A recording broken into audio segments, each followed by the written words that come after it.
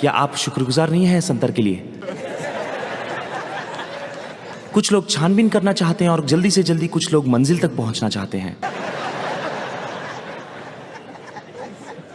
हाँ, हालांकि हमें कुछ मिला है पर इस पर खोजबीन नहीं करेंगे। आप लोगों में से कुछ लोग सोच रहे होंगे कि ये जातिवादी कमेंट है, मुझे आपके बारे में अच्छे से पता है। ये क्या बोलना चाहता है? जब उन्होंने देखा तो वो बहुत डर गए थे क्योंकि उन्होंने सोचा कि वो भूत है। और उसी वक्त यीशु ने उनके साथ बात किया। वो चाहता था कि इनके साथ वो संबंध बनाए। देखते हैं वो क्या कहता है। तुरंत उसने उन्हें संबोधित करते हुए कहा, तुम लोग साहस रखो। ऐसी तरीके से प्रतिक्रिया कीजिए, यह मैं हूं, मत डरिए। आपको पता है यीशु क्या कह रहा था? अगर आप डर से प्रतिक्रिया देते हैं, यह आपकी प्रतिक्रिया को निर्धारित करेगा। पर अगर आप आनंद से प्रतिक्रिया दे रहे हैं, वह आपका परिणाम निर्धारित करेगा। मैं आपको कुछ दिखाना चाहूंगा। यहां पे सही यह होना था, डरो मत। क्या मैं एक तूफान के बीच में हूं? क्या अपने समस्याओं के बीच में हमेशा देने वाली प्रतिक्रिया नहीं दें, विश्वास से भरी प्रतिक्रिया दें। आप अस्पताल के बिस्तर में पड़े हो और डॉक्टर कह रहे हैं कि आपके पास सिर्फ 3 दिन है। आप गाना गाना शुरू करते हो, आप चंगा करते हो, आप चंगा करते हो, मेरे प्रभु यीशु मसीह, मैं अब चंगा हो चुका। डॉक्टर बोलेंगे सिर्फ 2 दिन बाकी है, मैं चंगा हो चुका। आपकी प्रतिक्रिया शब्दों में होनी चाहिए, ना कि रिपोर्ट्स पे। रिपोर्ट के आधारित नहीं होनी चाहिए। अगर आप अलौकिक चीजों के बारे में बातें करें, अगर आप औरों की तरह बात करना शुरू कर दें, तो आप वही कीजिए जो दूसरे लोग कर रहे हैं। पर अगर आप अलौकिक दुनिया में रहना चाहते हैं, तो आप दूसरे जैसे कर रहे हैं उससे दूर भागेंगे और आप ऐसे करना शुरू कर देंगे जैसे यीशु चाहते हैं हम करें। और अगर आप अगले वचन में देखें, फिर वह उनके साथ नाव पर चढ़ गया और हवा थम गई और वे इसे देखकर बहुत चकित हुए। यहां पर कुछ अलौकिक चीज हुआ था। जब उन्होंने अपनी प्रतिक्रिया बदल दी, तब वह उस नाव पर आ गया और सब कुछ थम गया। और अगर आप यूहन्ना की पुस्तक में देखें, यूहन्ना 6वां अध्याय 21वां वचन, सब मिलकर पढ़ते हैं इसे। यहां पर कुछ और ही बताया गया है, ना कि सिर्फ हवा थम गई थी।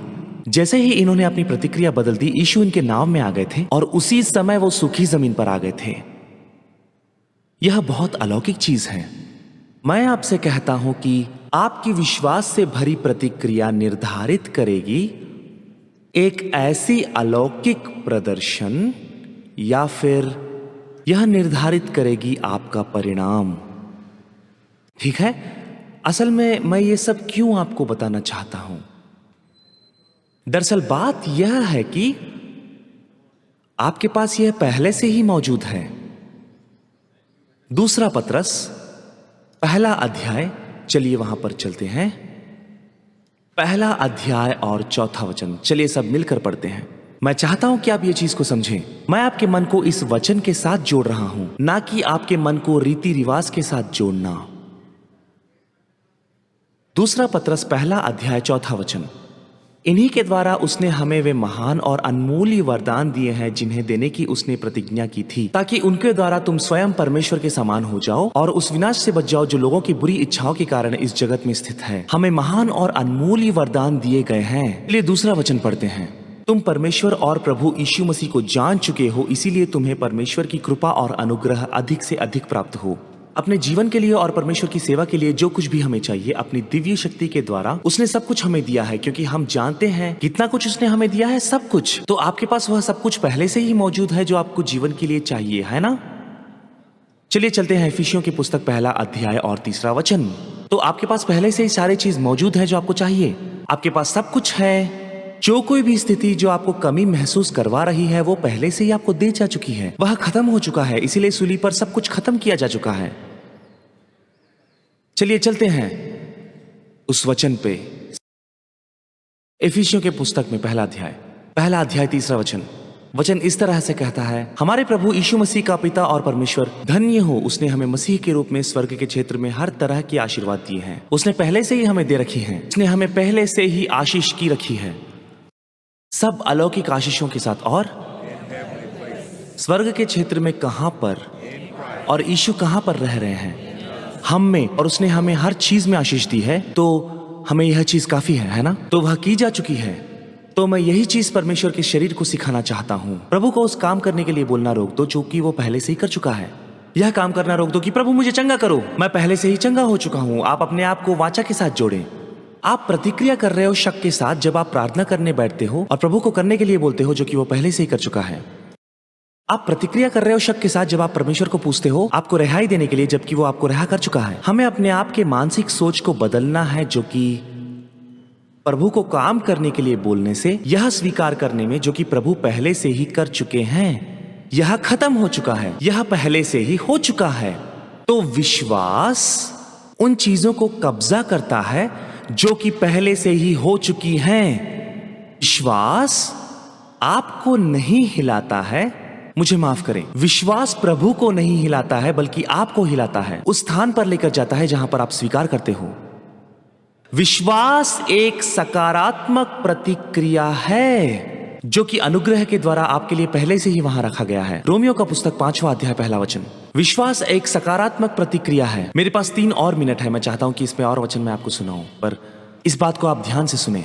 मैं उन चीजों को कैसे पाऊं, समाप्त किए उन काम को कैसे पाऊं, अपनी चंगाई कैसे, अपने रिहाई को पाऊं, मैं अपनी समृद्धि को कैसे पाऊं, मैं अपनी पवित्रताई को कैसे पाऊं, उन सब वादों को मैं कैसे पाऊं जो कि वो कर चुका है मेरे साथ। यह सवाल है जो पूछना चाहिए, कैसे मैं इन चीजों को प्राप्त कर सकूं। रोमियो का पुस्तक में इस बारे में लिखा हुआ है, चलिए देखते हैं। उसी के द्वारा विश्वास के कारण, कैसे, विश्वास के द्वारा, किससे, इस अनुग्रह से उस तक हमारी पहुंच हो गई है और हम परमेश्वर की महिमा का कोई अंश पाने की आशा का आनंद लेते हैं। तो अनुग्रह, प्रभु का अपार प्रेम और कृपा, यीशु के द्वारा पहले से ही हमें ये सारे चीज दिए जा चुके हैं।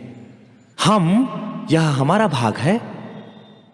विश्वास के द्वारा वह काम जो पहले से ही हो चुका है उसे जकड़ कर पकड़ लें, जैसे मछली पकड़ने की बंसी होती है और मछली पकड़ते हैं और हम उसे कसकर जोर से पकड़ते हैं, वो पहले से ही है। तो आपको समझना है आपकी जिंदगी का हर दिन जब आप ये सोच में पड़ जाते हो क्यों आपके पास यह चीज नहीं है, मैं आपको इसके बारे में बताता हूं। क्योंकि आपने अपने मछुआरे की बंसी को नहीं पकड़ा है। आप अपने विश्वास को जाहिर नहीं कर रहे, आप कुछ बोलते नहीं हो, आप किसी चीज की आज्ञा नहीं देते, आप किसी चीज को स्वीकार नहीं करते हो, आप अंगीकार नहीं करते हो, स्तुति नहीं करते हो, उसके साथ अंगीकार नहीं करते हो, आप साथ नहीं देते हो। आपका व्यवहार ऐसा है जैसे प्रभु अगर मुझे देता है तो मुझे देता है, अगर मुझे नहीं देता तो वो उसकी मर्जी नहीं है। अगर आप ऐसी जिंदगी जी रहे हो तो आप उस लड़के के समान हो जो नदी के किनारे मछुआरे की बंसी पकड़कर बैठा है और कोई मछली ना होने के कारण सोच रहा है कि क्यों उसे भूख लग रही है। क्या आप समझ पा रहे हो जो मैं कह रहा हूं? मैं ये बात उन तमाम लोगों से कह रहा हूं जो दुनिया बदलना चाहते हैं और दूसरे देश से जो हमें सुन रहे हैं, इस बात को बहुत ध्यान से आप सुनिएगा। अगर आपके पास नहीं है तो आप प्रभु को दुश्मन मत बनाइए। जमा करने का काम हो चुका है पर आपको निकालना होगा। कोई कहेगा कि यह खुद से काम करना नहीं है, नहीं, यह विश्वास करना है। यह इतना विश्वास करना है कि उसके साथ चलना है। जब आप उसके साथ चलते हो तो यही विश्वास है। जब आप उसके अनुसार बात करते हो, उसके अनुसार व्यवहार करते हो, उसके अनुसार प्रार्थना करते हो, यह आपका विश्वास है। आपका विश्वास, आप उन चीजों को बोलते हो जो है ही नहीं, आप उसके अनुसार चल रहे हो। आप कहते हो कि मैं चंगा हो चुका। कोई कहेगा कि तुम झूठ बोल रहे हो, तुम अभी भी बीमार हो। नहीं, मैं उस चीज के बारे में नहीं बात कर रहा, मैं उसके अनुसार चल रहा हूं जो पहले से ही हो चुका है। मैं वो बीमार नहीं हूं जो चाहता है कि प्रभु मुझे चंगाई दे।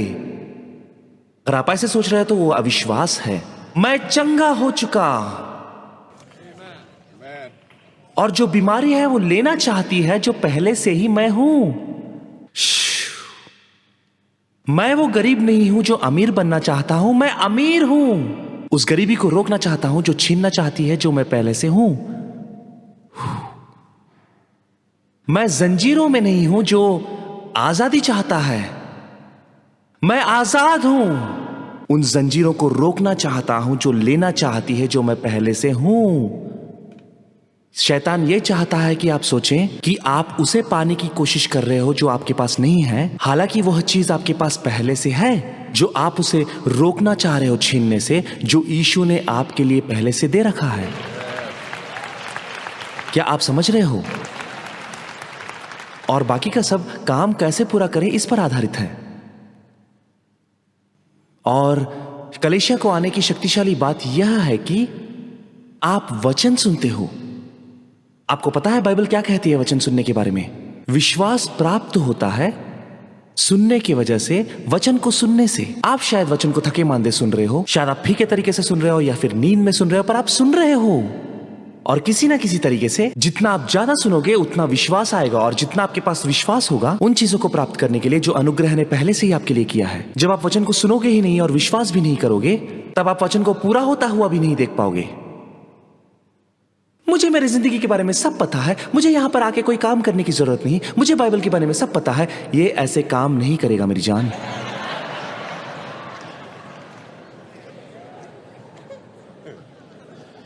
आप श्रेष्ठ नहीं कर सकते जब तक आपको इसके बारे में नहीं पता। क्या आपको पता है जितना ज्यादा आप सुनोगे उतना ज्यादा आपको यकीन होगा, उतना ज्यादा आपको यकीन होगा और उतना ही ज्यादा आपको यकीन होगा। और आपको पता चलने से पहले ही आप नाराज हो जाते हो अपने जिंदगी को देखकर। आप अपना मुंह खोलते हो, विश्वास प्रकट करते हो। और मैं इस बात को सुन रहा हूं, इस बात को सुन रहा हूं, और प्रभु कह रहे हैं कि यह मौसम त्वरण का मौसम है।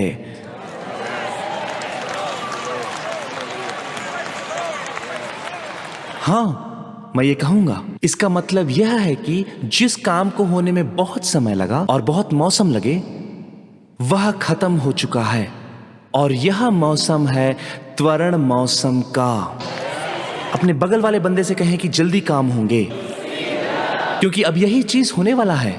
आपके प्रार्थना का उत्तर आप जल्दी से आता हुआ देखोगे। आपके चंगाई को आप जल्दी से आता हुआ देखोगे। अपने फल को जल्दी काटता हुआ आप देखोगे। आप देखोगे कि उद्धार आपके जीवन में बहुत जल्दी से आ रहा है। जो भी आपके पास से छीना जा चुका है वो बहुत जल्दी से आपके पास वापस आएगा। जो भी यीशु ने खत्म कर दिया है सूली पर, वो आपके जीवन में बहुत जल्दी से होगा। कोई जोर से चिल्लाए, जल्दी से होगा। वाव!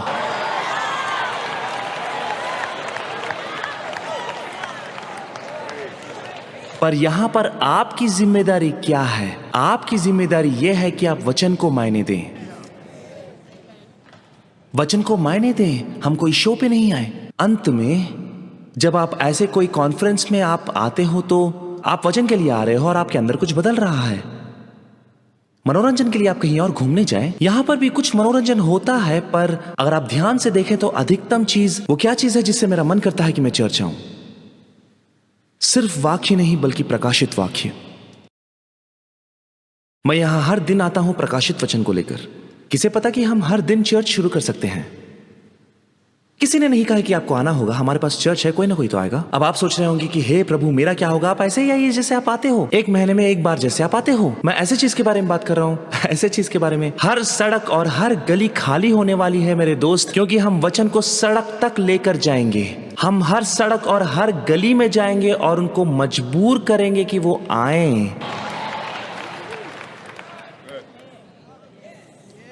आपको ऐसे होना चाहिए जैसे आप वचन के भूखे हो। आप अपनी खिड़की को खोल के निर्णय नहीं ले सकते कि आप चर्च को आए या नहीं। मुझे जाना है, मुझे उसका कदर है, वह मेरा भोजन है, मुझे उसे खाना है। वैसे तो मैं इंटरनेट से भी वचन को सुन सकता हूं। आप कर सकते हो, आप सही हो, आप कर सकते हो। आप इसे इंटरनेट में सुन सकते हो। मैं इस चीज को तारीफ करता हूं, आप कर सकते हो। पर मुझे लगता है आपको बहुत सतर्क होना चाहिए। अपने आप को मूर्ख ना बनाएं। जब आप कलीसिया को नहीं पहुंच सकते, आप नहीं करोगे। उस शब्द को क्या कहते हैं? सुविधा। हम अपने सुविधा में बाधा नहीं डालना चाहते, और किसी ना किसी तरह यह आत्म केंद्रित लगता है।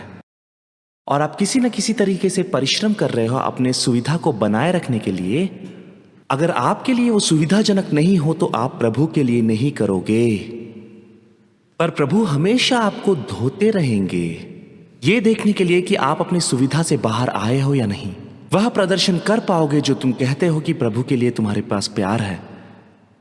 तो आप ध्यान रखें सुविधा के विषय में, हमेशा सुविधा के अनुसार काम करने में। कई बार आपको ऐसे काम करना होगा जो आपके सुविधा के अनुसार ना हो, ताकि वो आपके अंदर बेहतर चरित्र को ला सके।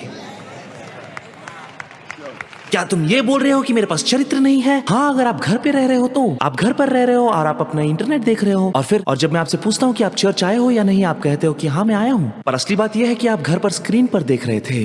देखिए, ऐसे ही शुरू होता है, ऐसे ही होता है। बस थोड़ा सा गड़बड़ी और आपकी ईमानदारी, और ये ऐसा हो जाता है जैसे जैसे ये तो ठीक है, मैं तारीफ करता हूं उन लोगों की जो नहीं आ सकते यहाँ पर, वो लोग जो दुनिया की बहुत सारे कोनों से देख रहे हैं। पर आप अगर दुनिया को बदलना चाहते हो